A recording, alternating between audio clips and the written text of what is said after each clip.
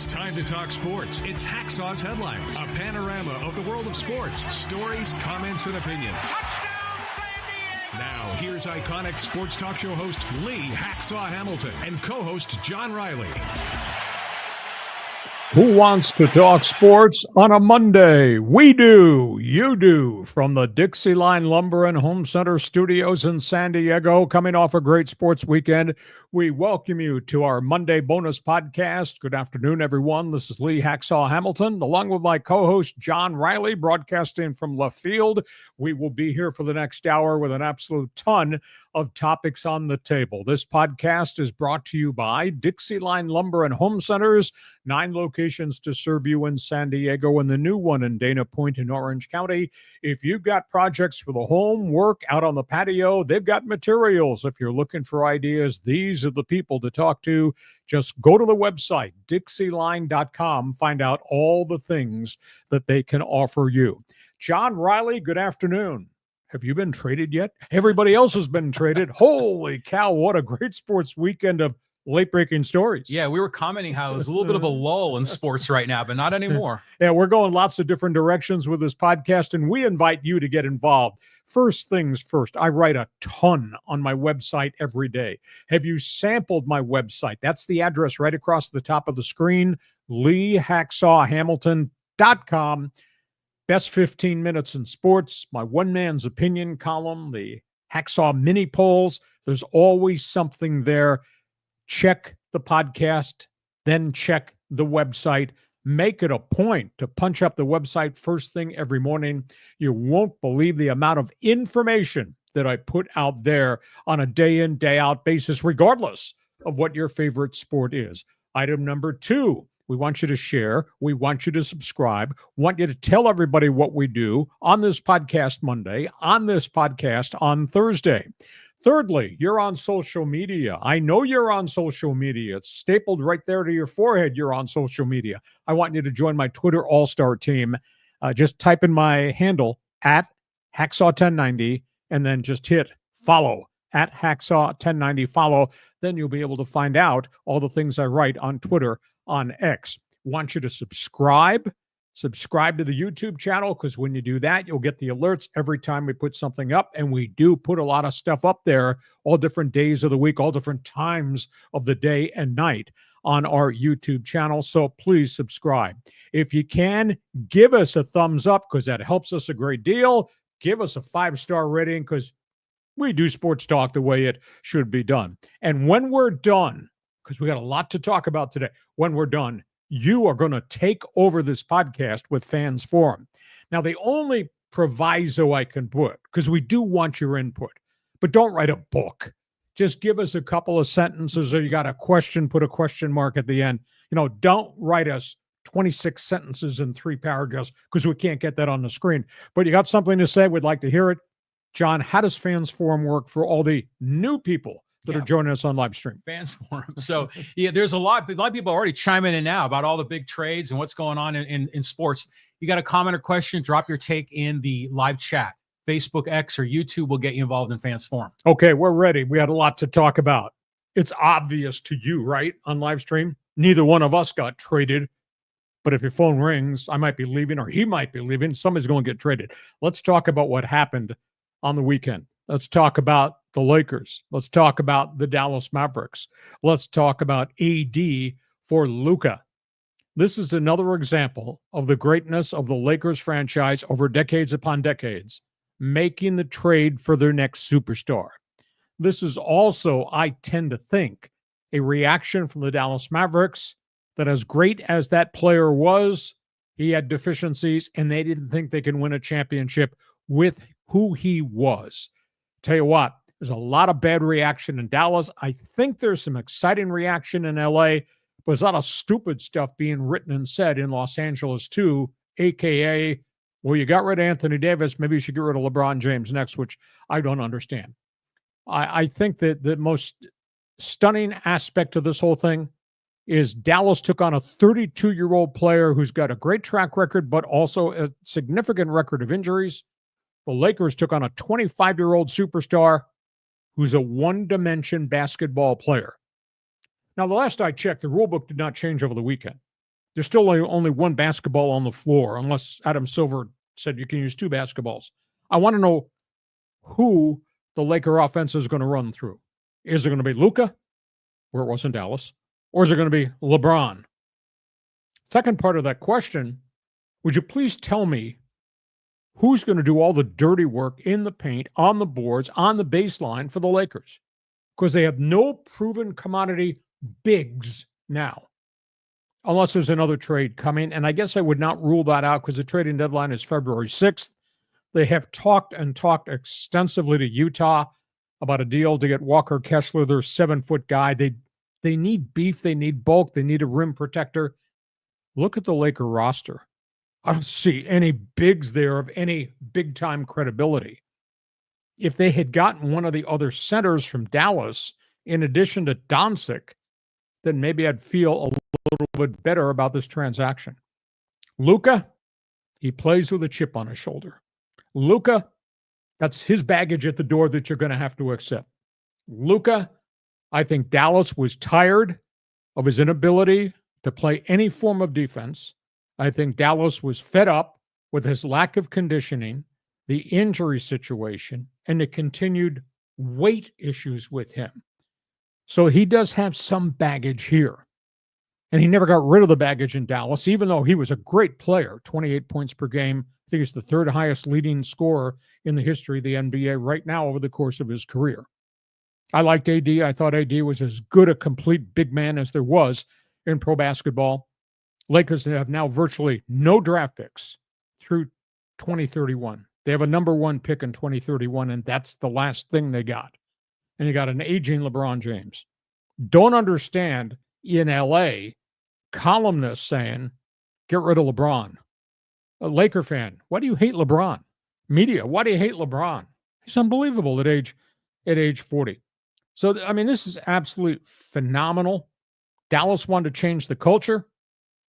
Lakers wanted to change the youth to youth on their roster. Dallas has now got age players and older players and expensive players and no future to make this franchise better. So Dallas better bloody win right now with AD and Kyrie Williams. It's a shocker. John, I was staggered when the story broke, and I'm still staggered that these two legendary superstars got traded for each other. That's just off the top of my head what I think. It's going to be interesting to see how different DONCIC is in LA than he was in Dallas. Interesting to see if AD and Kyrie Irving, I say Kyrie Williams, I don't know why I say that. It's Kyrie Irving. Why this matchup of Mr. Inside AD and Mr. Outside Kyrie is going to be better than what they had before. So I threw a lot out there. Answer some questions. Please shoot and hit 3-point shots. No air balls from you today.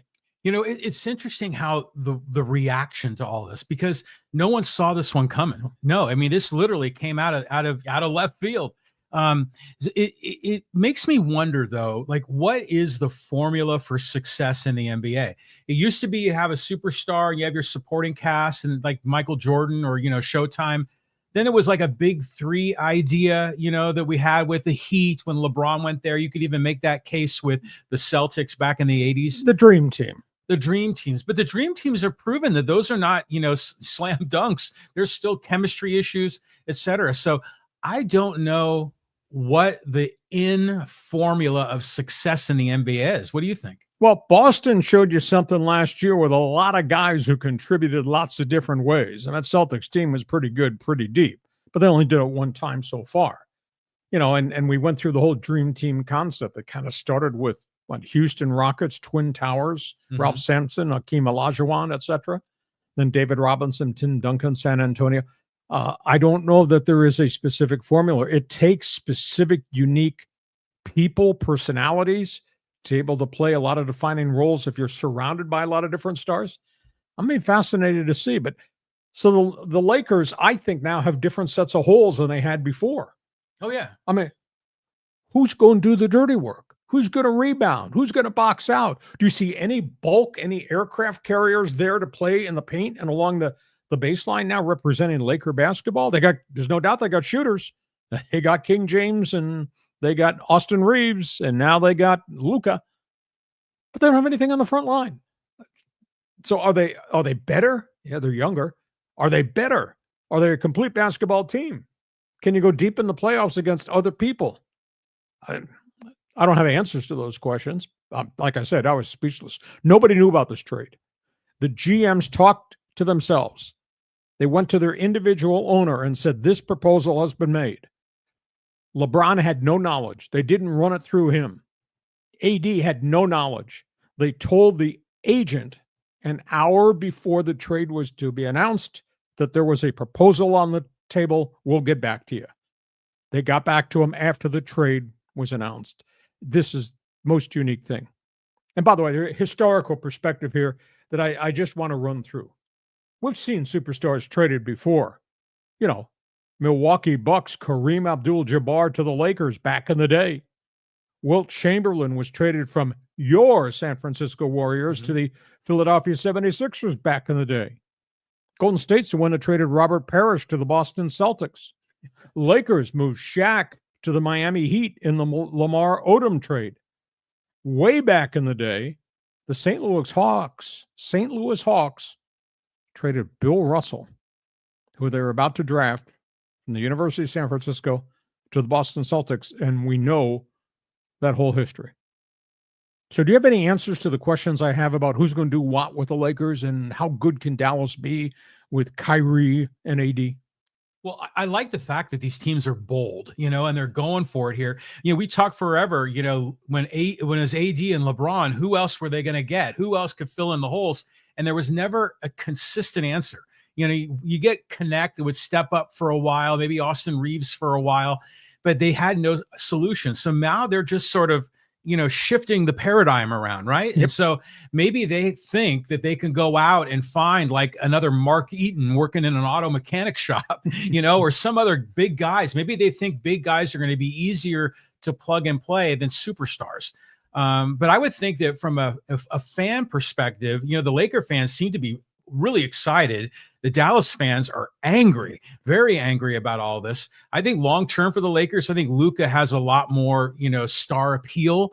And I think it was an interesting comment that Giannis made. He goes, hey, we got one of the star Europeans in the big market in LA. He says, we got to move the Joker out to play for the Knicks. You're going to go pick up Luka's baggage at the door? You're not concerned about his baggage? Well, his baggage he carries around his waist. Dude's got a chip on his shoulder. It's interesting because he trash talks. I mean, he just will not shut up, and he whines an awful lot. Now, he's a great player, but he does have baggage over there on the doorstep. Where do you think LeBron is in all this? LeBron has not said anything yet. LeBron can opt out of his contract this year, become a street free agent instead of taking the $52 million on the final year of this contract that he had just signed. What do you think LeBron is in all this? And why is the media down on LeBron? Are you down on LeBron? I'm just kind of tired of LeBron. Okay. But I would think that he's pissed because if he wasn't consulted in this, and then plus AD was his guy, and he was the one that lobbied to bring AD over from New Orleans. So, he could also probably sense that he's being phased out. So the new young kid is phased in. So all signs to me point that LeBron might not play next year with the Lakers. Okay. You got an opinion. I know you got an opinion. Fans Forum chat box is open for your opinion. Don't be lame. Bring your A game. Who got the best of this trade? Lakers, Dallas. What do you like about this trade? What scares you about this trade? Or is this just another crazy move by Rob Pelinka, who's yet to make a significant move of success? The prior general manager is the one that made the trade for Shaq. The prior general manager is the one that made the trade back in the day that brought you Kobe. Has this GM done bleep at all, except moving parts in, moving parts out, forfeiting away the future? So now he's got Luka at the price being Anthony Davis. Fans Forum chat box is open. Don't shoot air balls. We want solid 3-point basket statements from you. Chat box is open. Now, we go from that trade to the next trade. 14-player deal in this. This is unbelievable. And, we talked about this a week ago. I said, this is out there and this might happen, and it did. The landscape has changed. Did you know West Coast basketball is actually the flag is planted in San Antonio, Texas. The Spurs get De'Aaron Fox from Sacramento in this monstrous trade with the Kings and the Chicago Bulls. It involves 14 players and draft picks. They get De'Aaron Fox, and get this, San Antonio has Wembanyama, Fox. They kept the big forward Harrison Barnes. They kept their 2 young shooting forwards, including Stephon Castle, and they still have 6 number 1 draft picks in their pocket. Landscape has changed. The Western Conference flag now probably winds up in San Antonio. Can't wait for the playoffs. San Antonio, Houston, Oklahoma City. That's going to be fun.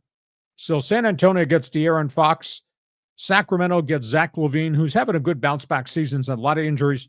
Sacramento gets 3 number 1s and 3 number 2s. They get 6 draft picks in all.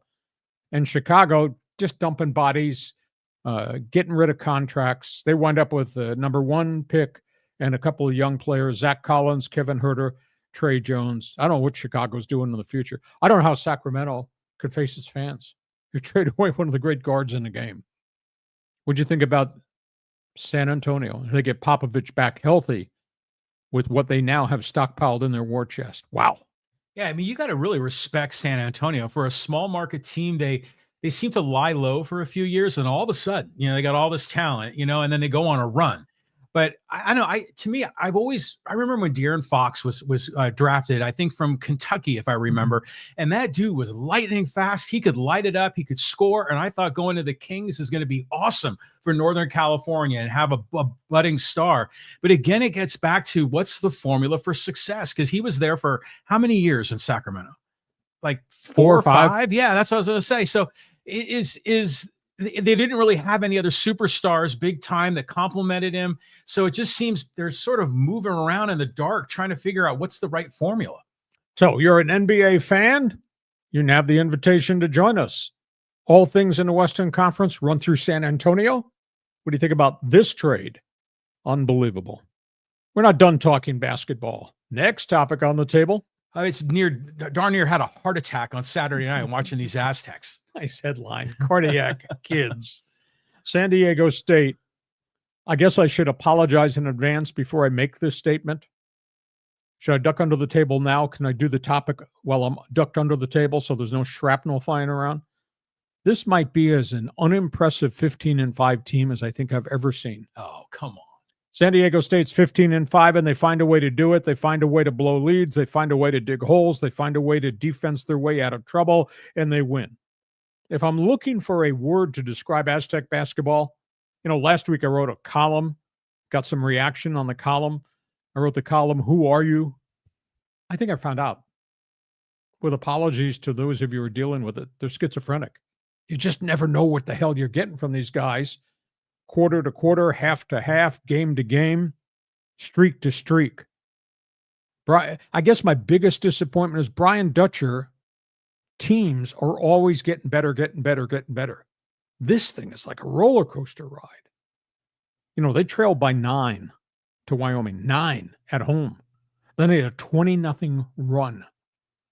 Then they held Wyoming 12 possessions in a row without a basket, covering 6.5 minutes. Then they committed stupid fouls.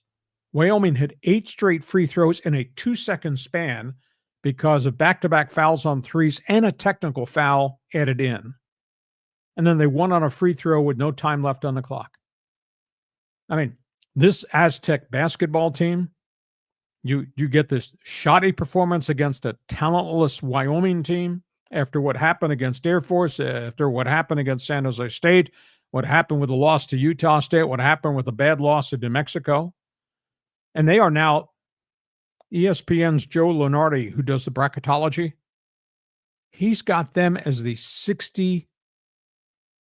Let me think how this works now. There's 68 that get into the tournament. There's the 4 that are in play-in. He's got them as the 63rd team in the country on the bubble. On the bubble with 9 games left in the conference and then a conference tournament to play. They have no margin for error. And they still got to go to Utah State. They got to play New Mexico, and they got to go play in the tournament on a neutral floor. These guys are all over the road.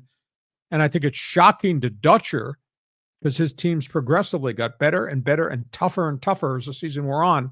And right now, you never know from Thursday to Saturday which team shows up, who's going to play well in the first half, who's going to have these bad spells, can they come back and win it?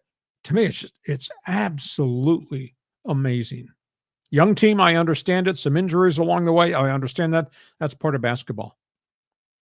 So you think it's unfair that I said this is the most unimpressive 15-5 team in the country? Yeah, that's not totally unfair. It's just win, baby. They won. Okay. And yeah, it was an emotional game, but they're young. Okay. They're really young. And you got to love Magoon Gwath. The freshman is out there. He's hitting the threes. He's blocking shots. He's playing well down on the post. He looks tough and strong, not like a toothpick, like a Manute Bol or something. I thought it was a fun game to watch. But at the end, holy crap, at the end, when they hit those 8 free throws in 2.5 seconds, I just remember about 20 years ago, the Aztecs played UNLV, and they were up by 10 at the very end of the game, and with 1 minute to go, they were up by 10 and they lost. And it was just this simple, like crazy sequence of events that happened.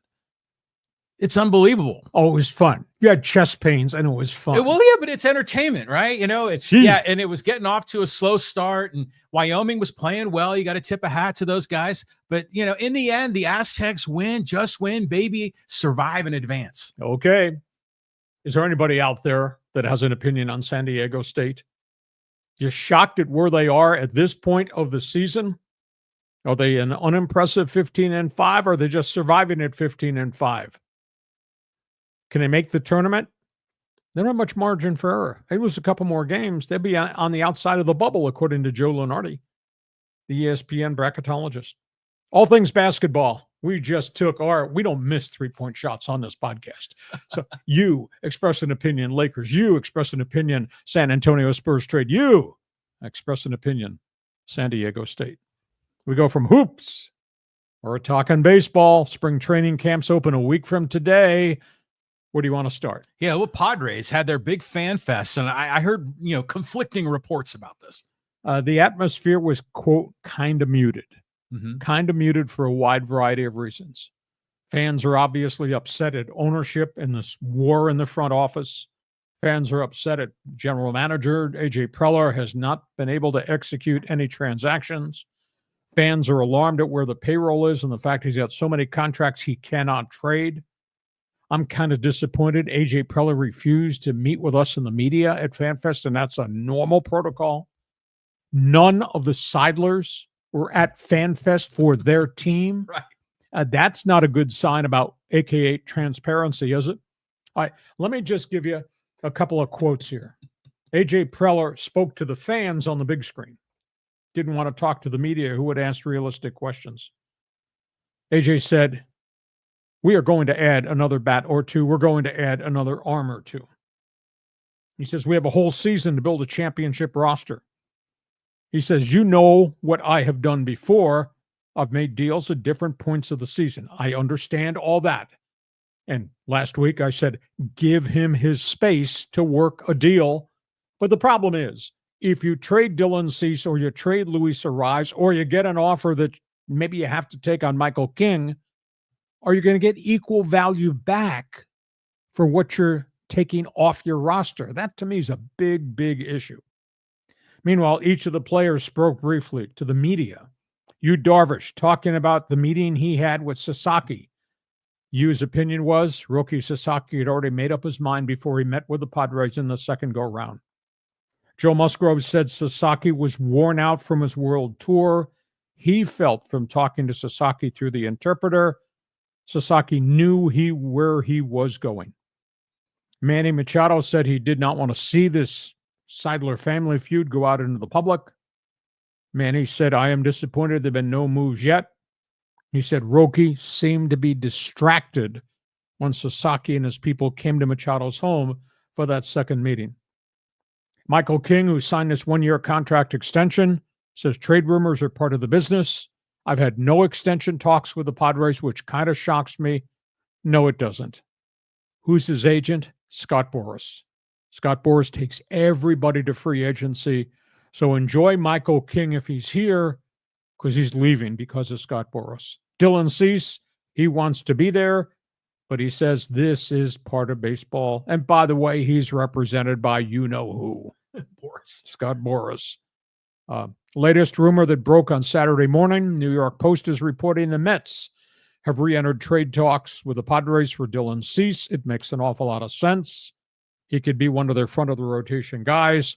The Padres are asking for young minor league sensation second baseman Jet Williams and the young minor league outfielder Luis Acuna, Ronald Acuna's brother out of Atlanta.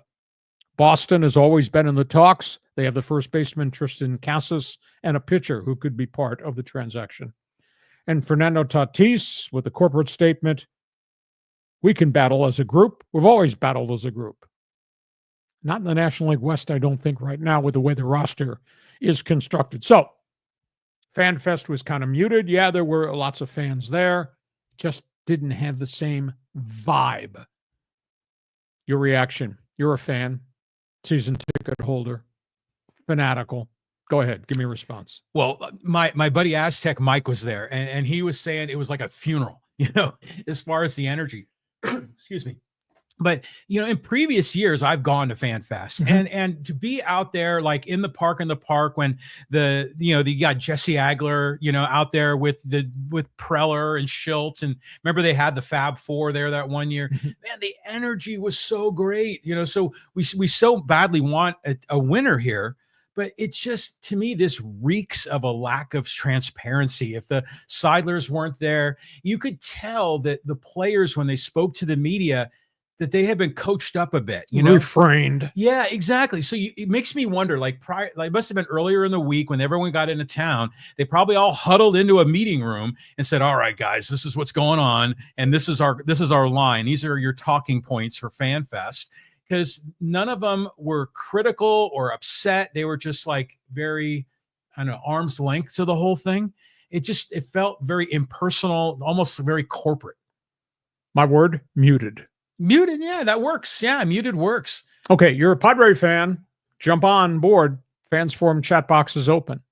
Well, that FanFest was going on Tony Gwynn Way at Petco Park. FanFest was underway, and it was bedlam at Chavez Ravine. Yeah, probably a big love fest out there. Exactly. Dave Roberts responding to the media, and he met with the media, talked about the criticism directed at the Dodgers, the evil empire.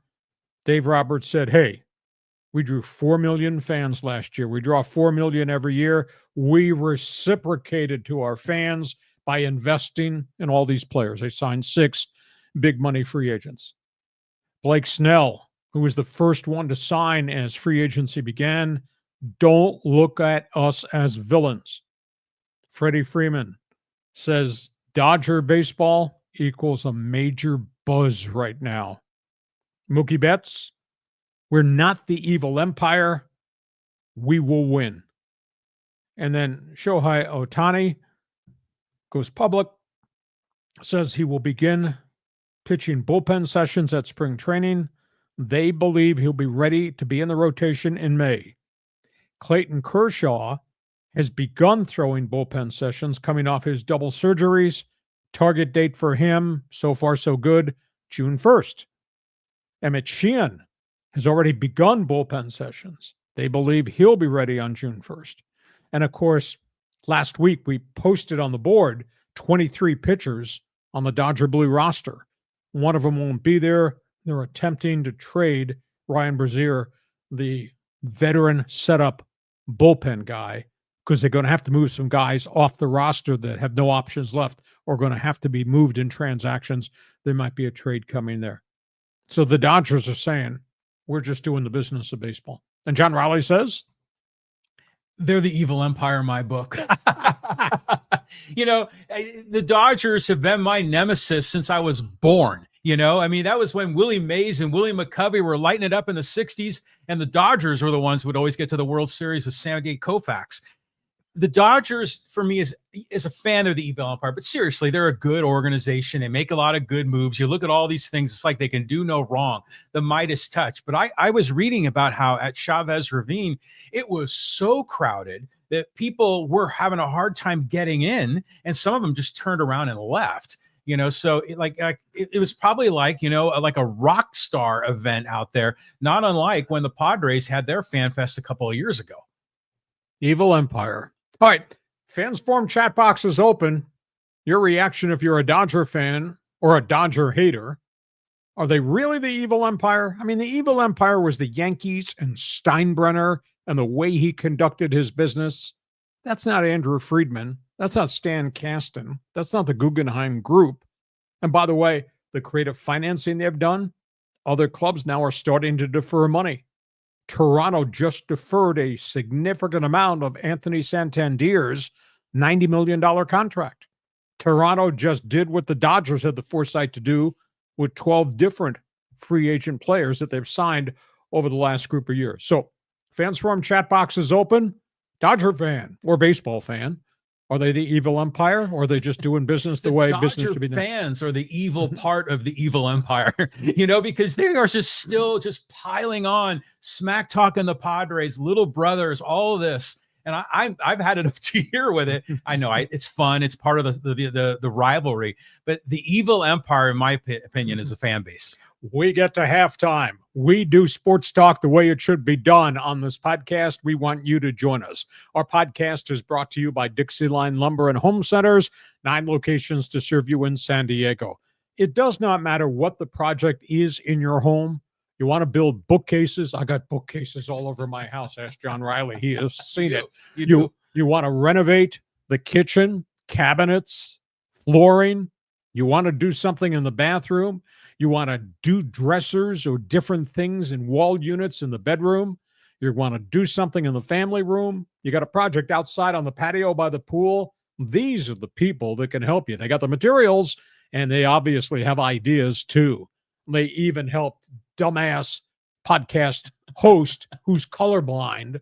And Hacksaw, that's not brown or green. That's blue. Okay. I choose blue. They will give you ideas. They can be your consultant. John, add something to what I just said. No, but you're right. I mean, they can be a consultant because they have, interior design, level people there that help put together, window and door designs, kitchen and bath designs. So they'll map it out, customize it to all your needs. You'll approve the plan. And then they have contractors that they'll share with you some ideas for contractors that can come in and actually do the install. DIXIELINE, 9 locations to serve you in San Diego. The coolest thing is you can just find out who they are, what they offer, just by going online. DIXIELINE.com. You'll be absolutely floored at how a complete business this is. You got projects, they got materials, they got ideas, including helping dumbass podcast hosts who are colorblind. DIXIELINE Lumber. Just a couple of business items when we're done. Fans Forum chat box is open for those of you new on our live stream. We do something that hardly anybody ever does. I don't know if anybody else is doing this. John, just explain how Fans Forum works. Yeah, all the Dodger fans are totally piling in right now. So, yeah, if you have a question or comment in the world of sports for Hacksaw, drop your take in the live chat, Facebook, X, or YouTube. We're going to get you all involved. We'll have a little bit of smack talking in this. And if you like sports, please check my website. It's there all the time. It's LeeHacksawHamilton.com.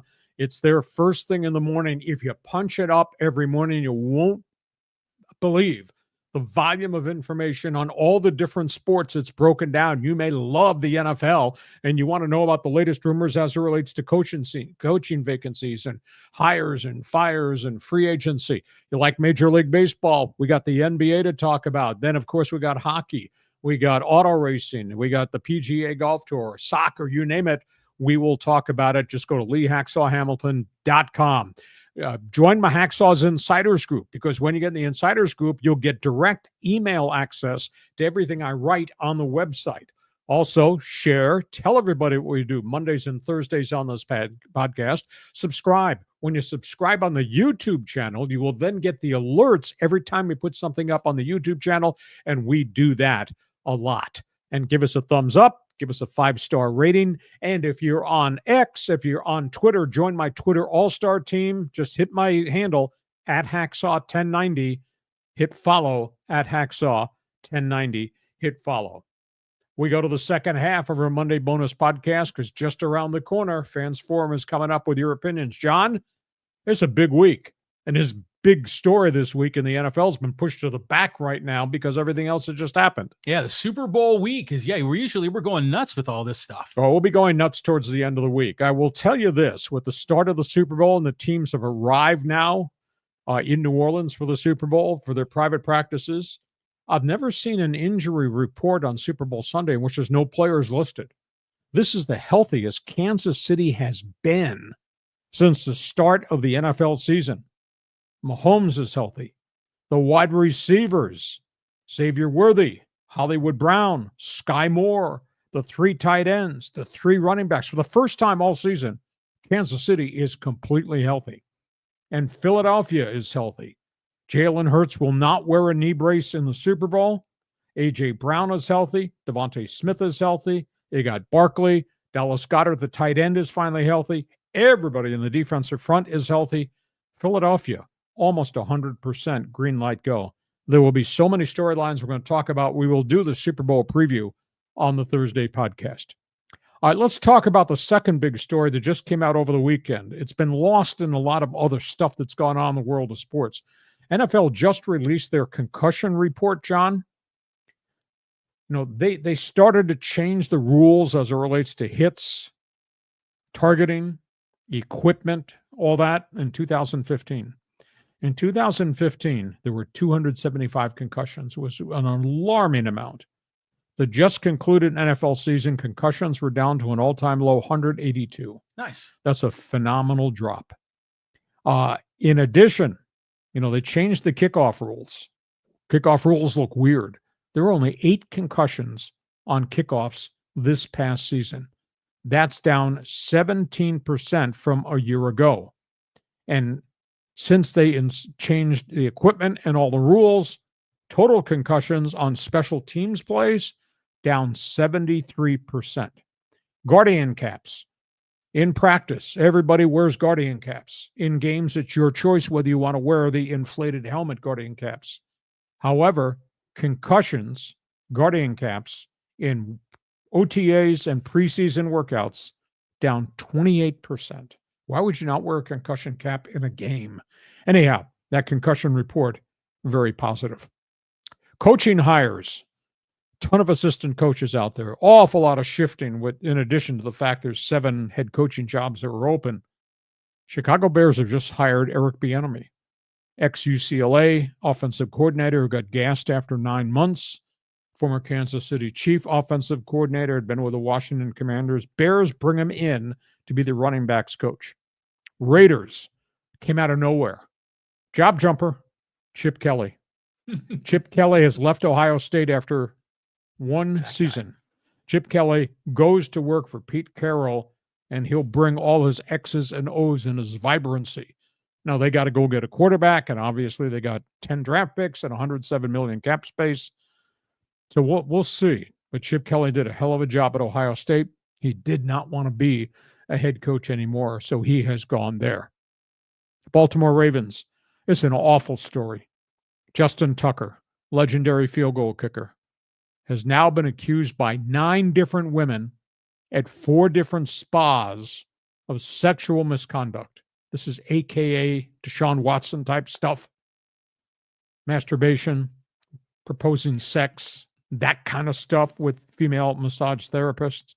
He's never been charged. He is being sued. He's going to get nailed by the NFL, which has started their own investigation. And the final other item from our football notebook, Pac-12 Conference.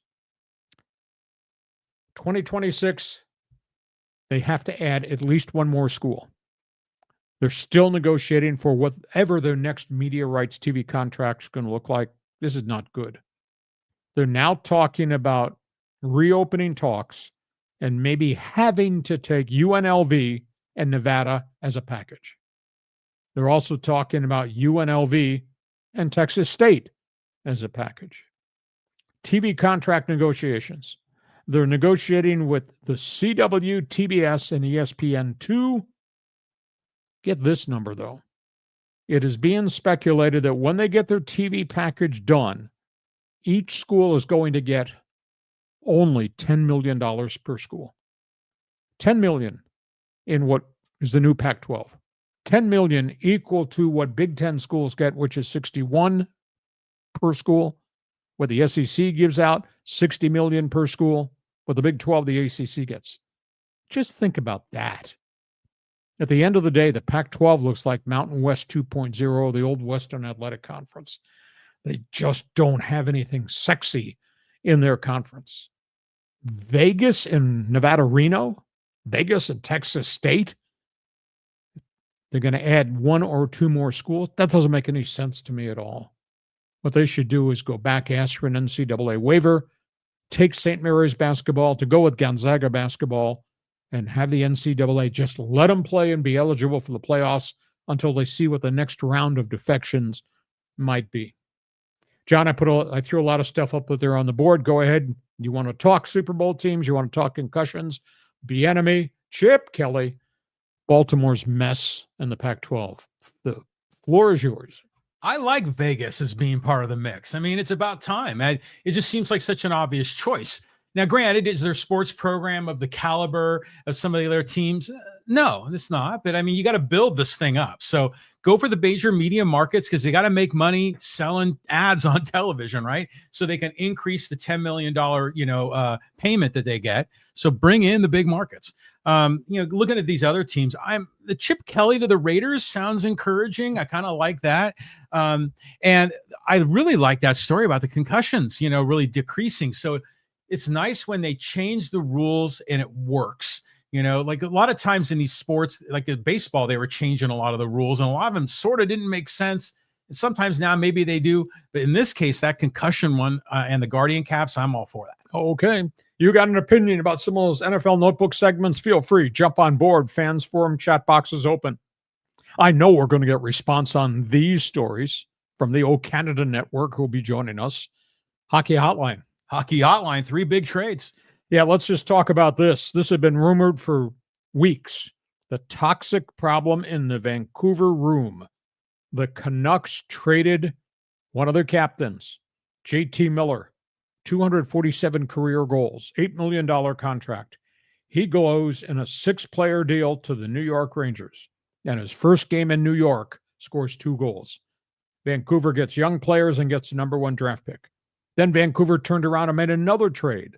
Vancouver traded away a couple defensemen. They acquire Marcus Pettersson, big stay-at-home defenseman. They had to give up that number 1 pick to get Pettersson as part of the deal, but Vancouver's changing their culture. The problem is now, because you got rid of JT Miller, do you have any real firepower there? Or is there another trade coming before the deadline? Because the rumor is they're going to move their other big scoring forward, Elias Pettersson, who's been part of this toxic issue. He might get traded too. Second team is San Jose. San Jose Dallas Stars make a significant deal. San Jose trades Mikael Granlund and big defenseman Cody Ceci, go to the Dallas Stars for a number 1 and a number 4. San Jose's been in rebuild for like god-awful number of years, and now they're trading away more players. And then Calgary works out of kind of a strange 4-team deal. They trade Jacob Pelletier and Andrei Kuzmenko to the Philadelphia Flyers and get 2 younger guys back led by Joel Farabee. But the problem is none of those guys are having good seasons offensively. That was kind of a case of you take my 4-goal scorer who's making big money. I'll take your 4-goal scorer and see if the change of landscape changes. But this Vancouver thing was just absolutely stunning. And this was the team that everybody wrapped their arms around last spring in the Stanley Cup playoffs as they rode hot goaltending and almost got to the Western Conference Finals. And then they weren't the same team when they came back this season. That's really, really strange. I just don't know who's going to score goals now in Vancouver if you trade Elias Pettersson to. And the fans have been brutal. Fans are just booing the crap out of the Canucks at home. The Canucks have a better road record and a deplorable home record in the Pacific Northwest. So, John, Hockey Hotline is open. You going to shoot a slap shot or just bounce the thing off the plexiglass? When's the trade deadline in the NHL? Early March. Oh, it's quite a bit later than the NBA's. Vancouver did it because Vancouver wanted to get new pieces in place and see if they can rally rather than allow all this unhappiness in that locker room to continue. Interesting. You know, because I always think of the NBA and the NHL schedules are kind of this overlap of the two, but yeah, the deadline is quite a ways down the road. Let me ask you though, Lee, where are the Kings and Ducks right now, in your opinion? Kings went through a bit of a dry spell, but the Kings got a lot of snipers, a lot of firepower. The Kings are going to be a playoff team. And now if they can get everybody hitting on all the cylinders as they get to postseason, I think they're going to be a dangerous series to play. Anaheim is almost at the 500 mark. And I've been critical of Pat Verbeek because the rebuild has taken for so long. And they've made so many trades. There might be another deal coming. They may trade Trevor Zegras, who's had a lot of injuries. He was a very high number 1 pick. He's not scoring goals. Right now, he scored 23 and 23 his first 2 years. And I thought superstar, but then he's had just injury after injury. He might get traded yet. But the Ducks look like they're just about to turn the corner. I think their record is, I want to say, is 24, 26, and 6. It's a far sight better than what we saw last year and the years prior. So it's painful to play young kids, but these kids look like they're about to turn the corner. They don't have a lot of other trade chips to use. Maybe the veteran goaltender, John Gibson, but he's got a high cap number.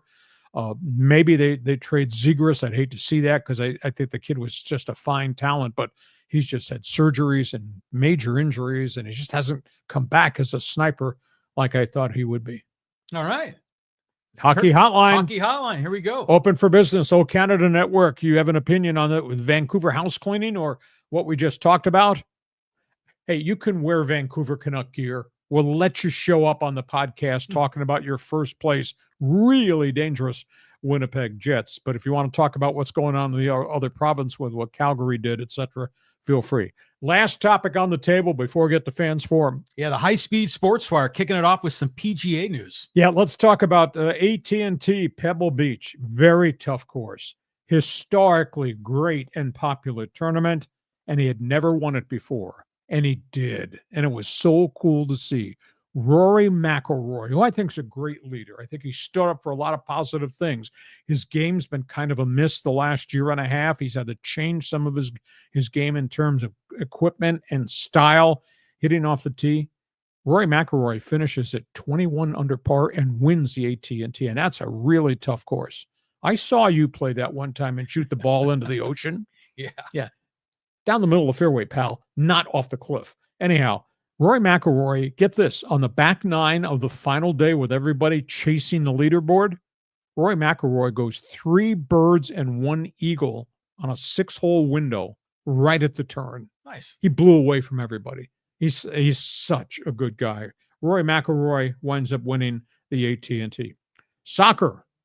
I don't have an explanation for this as to why this happened. Manchester United got rid of one of their legendary scorers over the weekend, let him go yesterday, and they traded him within their own league. We're talking Marcus Rashford, who has had some injury problems and then was in a doghouse and got scratched 11 straight matches by Man U and their coaching staff.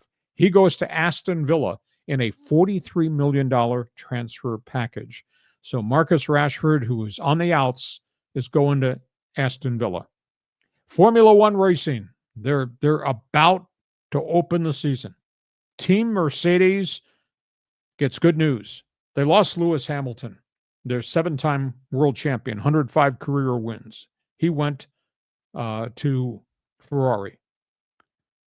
They signed an 18-year-old driver. Kimi Antonelli is going to replace Sir Lewis Hamilton in the cockpit for Team Mercedes. He just went through his rookie test. He got his F1 license. He's 18 years of age. Wow. And he's going to be driving in Formula One, so that's going to be fun. We also obviously have got baseball. Former baseball commissioner Fay Vincent, very controversial guy. He replaced Bart Giamatti when Giamatti died of a heart attack, weeks after Giamatti concluded that Pete Rose bet on baseball and banned him from life. Anyhow, Fay Vincent replaced him. He just passed away at the age of 86. Had fought a long battle with cancer. Think about what he had to go through. He had to go through the Holocaust of the whole Pete Rose acceptance of the penalty and then Rose's decision to fight the lifetime ban, after he signed the document, Giamatti had to survive the Giants A's Earthquake World Series. Yeah, I remember that. Think about that. Mm-hmm. And he was also the one that was at war with the union and the baseball lockout that impacted the start of the 1990 season. And he was so angry at the union. And then the owners got angry at him. He wound up having his contract terminated. So he had a really tough run after Giamatti died of a heart attack right at the end of the whole Pete Rose saga. Fay Vincent, a Yale man, passes away at the age of 86. Wasn't Fay Vincent maybe the last of the sort of independent, commissioners? Because at some point it went to Bud Selig. And then once it was Bud Selig, you knew the owners were controlling it rather than having, it wasn't like, the Kennesaw Mountain, guy that was, the tough guy run the program. Yeah, it wasn't Kennesaw Mountain Landis, I'll guarantee you that. Fay Vincent got very angry at the owners and at the Players Association led by Donald Fear and said, I have to work for these people. And I'm not necessarily sure I like working for these people. And of course, he was removed as commissioner. That brought us Bud Selig. And there were bumps in the road and good times and bad times with Bud Selig's leadership. But he walked into a really tough situation when Giamatti dropped dead because he inherited the whole Pete Rose mess. And everybody was against the commissioner's office because this is Charlie Hustle. Well, Charlie Hustle gambled on games. It was a big issue. Well, wasn't there like some kind of a promise made with Rose and Giamatti, but then Giamatti passed away, and so he wasn't able to fulfill the promise? Pete Rose was of the opinion, I serve this suspension, then I can come back. And Fay Vincent says, this is your signature on the agreement. This is a lifetime ban that you signed. There will be no reinstatement. And that story went on and on and on. And Pete Rose obviously was still a very public person. Mm-hmm. And Pete Rose kept bringing it up. Pete Rose, I don't know if you ever heard this story. Pete Rose would go to Cooperstown in the summer when the Hall of Fame game took place. And he was barred from going into the Hall of Fame, barred from the ceremonies. He would set up on a card table on a street corner in downtown Cooperstown and sell memorabilia with his autograph on it. He had no pride whatsoever. And it was to me, it was terribly embarrassing, but he was fighting what he agreed to, which was a lifetime suspension. And right up till his death just months ago, Pete maintained he belongs in the Hall of Fame because his memorabilia and his records are in the Hall of Fame. But he bet on baseball. He's right. He belongs in the Hall of Fame. There is a portion there that has his memorabilia, even though he doesn't have a plaque there. He needs to be in the Hall of Fame. You cannot tell the story of baseball history without Pete Rose. So you got to include him. You got to include an asterisk and maybe a 3-sentence explanation of what his situation was, but he has got to be part of the deal. I kind of buy that because you can't tell the history of baseball without Charlie Hustle. Right, exactly. Oh, now you're not going to argue about we can't tell the history of baseball without Barry Bonds and his asterisks. Is that next? Yeah. He belongs. Clemens belongs in there. A-Rod, everybody. They need to be in there. Mr. Capitalist here. Holy cow. This guy's got an explanation for everything. Okay. Hey, those are topics on the table. We do sports talk on this podcast the way it should be done, just like we did sports talk radio. Topics on the table. Brought to you by DIXIELINE Lumber and Home Centers, 9 locations to serve you in San Diego County. And now it's time for Fans Forum. Oh, do you think we have a few people with opinions today about all things NBA trades, all things Super Bowl, all things Padres, Dodgers, all things National Hockey League? Go ahead, John. Pick them, choose them. Find out what the fans got to say. Pick them, pal. Okay, here, let's go to Carlos to kick it off. He goes, Hacksaw, how about those Lakers acquiring a young Luka Doncic? You can't talk them down today. Go Dodgers. That's an LA guy just barging in here on Fans Forum. There's no doubt when you trade a 32-year-old complete big man star like Anthony Davis for a 25-year-old superstar like Luka Doncic, that getting youth means you got a longer future than you had with the 32-year-old guy. The only concern I have is his baggage is at the front door. And his baggage involves conditioning, diet, lack of dedication towards playing defense. I mean, there's a whole pile of issues as it relates to Luka Doncic. And now I take his skill level and I put it on the same plane with LeBron. And then you got the third wheel Austin Reeves, but last I checked, Carlos, there's only one basketball on the floor. And the other item in the argument, and you can cheer, I have no problem with you wearing purple and gold and cheering. Please tell me who's going to do all the dirty work for the big men that you used to get done with Anthony Davis. Because that might be collectively the weakest group of bigs in modern-day NBA basketball. So you may have all these three-point shooters and all that. Man, you're going to get your ass kicked defensively because you got nobody in the paint, nobody on the baseline. Am I right or am I wrong? In this case, you're right. They do need big men to do the dirty work, to clean the glass, as it were.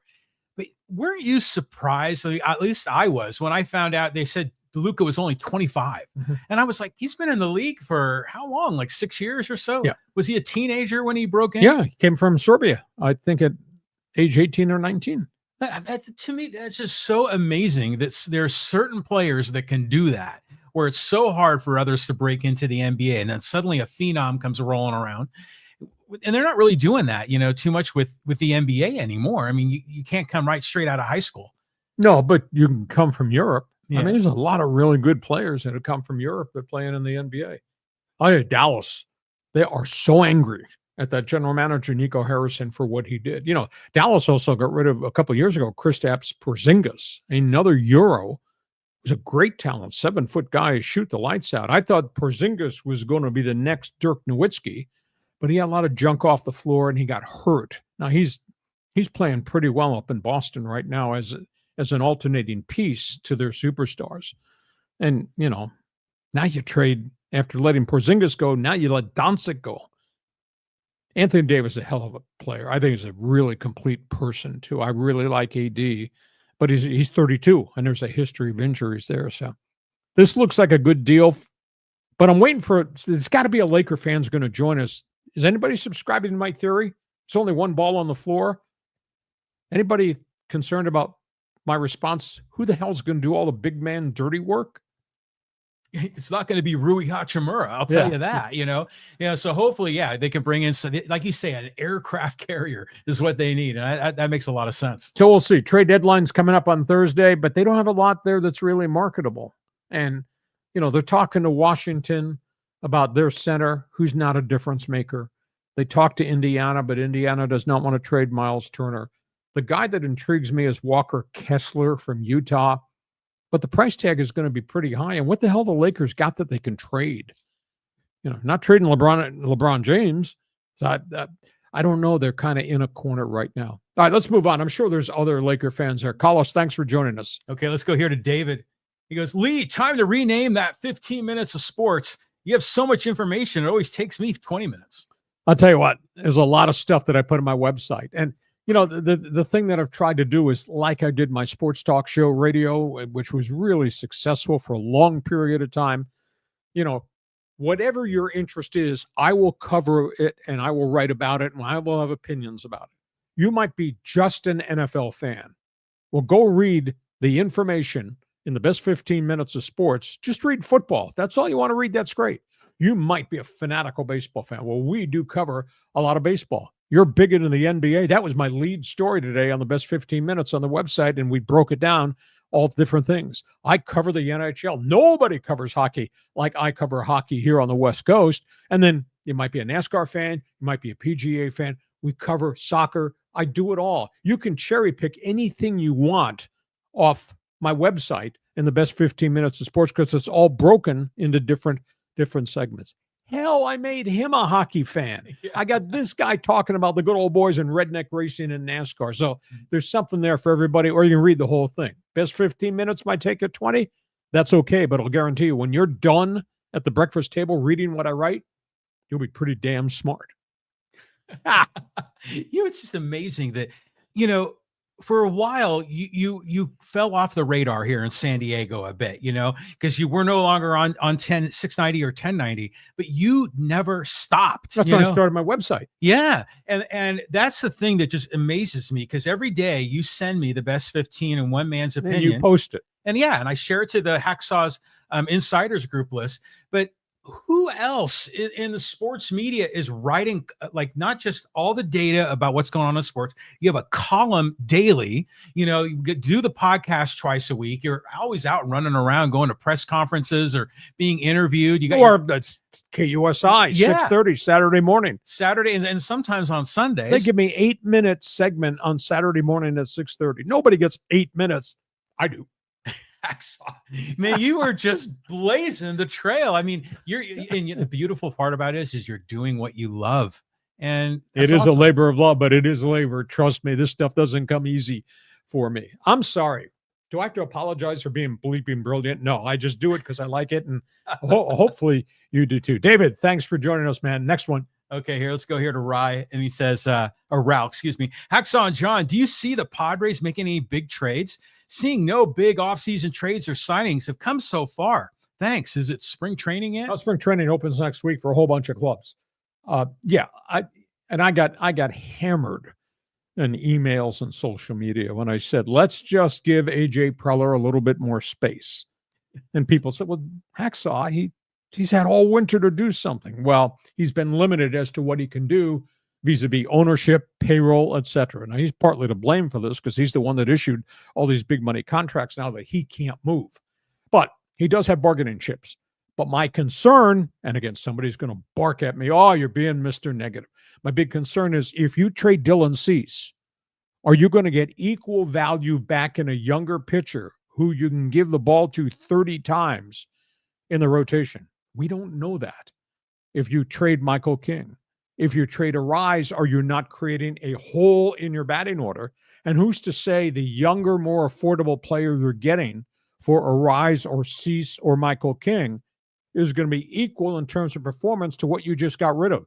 That to me is the biggest concern. Now I'll throw an alternative idea out here because we haven't talked about this. Everybody's worried about the luxury tax, and Padre ownership says this is the payroll. We're not going over this tax limit. They got a money issue right now because I think their base payroll is $215 million, and they're over the luxury tax number when you add benefits and all that. Base payroll is 215. They're probably at 255 now with total benefits and all that. But you don't get billed until the end of the season. October 1st, I think, is when they come up with a sum total that you're going to get billed if you're over the luxury tax. So they could start the season with Cease, with Arise, with Michael King, play the season and see if they can hang in the pennant race, be in the pennant race, be in the playoffs, and get to the trade deadline. And if things aren't working out, then you can move guys and you get the payroll off your roster, etc. But they still have to pay the guy's salary during the course of the season. So that the luxury tax is not configured till we get to September and October 1st. Then we'll find out what their tax bill is. Right now, their payroll is high, and you have to pay on the 1st and 15th to get those game checks. Now, if you reduce it now, you're saving money now, and you're getting your payroll down. You could play the roster till we get to the trade deadline. If you're in the race, maybe you keep them, but the owners don't want to pay luxury tax money, or you trade guys at July 31st deadline. So AJ's got time, but I don't think he's got a complete baseball team right now by virtue of where he is. National League West, Dodger Invitational, et cetera, et cetera. Yeah. Well, I don't see them signing any big-time free agent that's going to make us go, yay! There's nobody left. Right. Well, so I think it's got to be a trade. And Preller still loves the guys that were like top draft picks that never quite panned out. Mm-hmm. And so what about Spencer Torkelson in Detroit? Do you think that's a guy we could trade for? And plus he plays first base. Detroit's not going to take on much more payroll. Detroit just signed Jack Flaherty. Detroit has made an offer to Bregman. So I don't know that Detroit is going to be in this mix. Torkelson's available, but Torkelson hit 205. So like I said, you want to trade Arise or you want to trade Michael King because you got to get down. Torkelson's affordable, but if you're trading a National League batting champion for a guy hitting 205, that's not equal value on the field, is it? No. But I mean, obviously you have to be part of a larger package. But the point being that Preller has got to find a way to get a diamond in the rough. He's got to find a guy that he can transform and flip into a higher value player, like kind of like Michael King was last year. So I don't know if it was Torkelson as the guy, but well, the two kids the Mets have that Preller asked for, the second baseman Jet Williams, that's a hotshot minor leaguer. Acuna's brother, Luis, I think his name is Luis Angel Acuna. He's a young outfielder. But then again, if you're trading Dylan Cease, now we got a hole in your rotation, and you're getting two young pups who are not major league ready. So what do you do to your major league roster? It's a tough call because you're sending guys out who are proven commodities to get younger guys, but the younger guys may have yet to prove themselves or maybe not be ready. To me, it's a tough situation to sort out. Well, it's not going to be a 1-for-1 deal. So like if they trade, Dylan Cease somewhere, they're going to get 3 or 4 players back, and so you hope some of them can hit and some of them can pitch. Are they major league ready? And hopefully they are, or maybe you got to give them a shot. Okay. That's where we are with AJ Preller. There is a deal coming sometime, some way. I don't know if it's going to be right now. I don't know if it's going to be at the trade deadline, but they're going to have to obviously make some transactions to change the payroll going out the door. All right, next one. Okay, more Laker talk. Let's go here to Chris. Shipping Davis and Christie for Luka was an absolute no-brainer.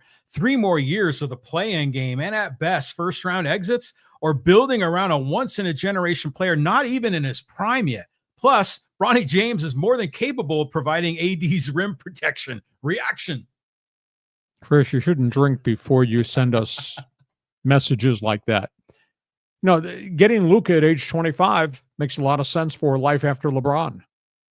But how are you going to get more talent in there when they have virtually nothing left in the draft cabinet to use? They got 1 first-round pick through 2031. That's a few NBA three-point shots down the road. So that's a big issue. Now, they'll have cap space if LeBron retires, but who wants to play in a one-man team?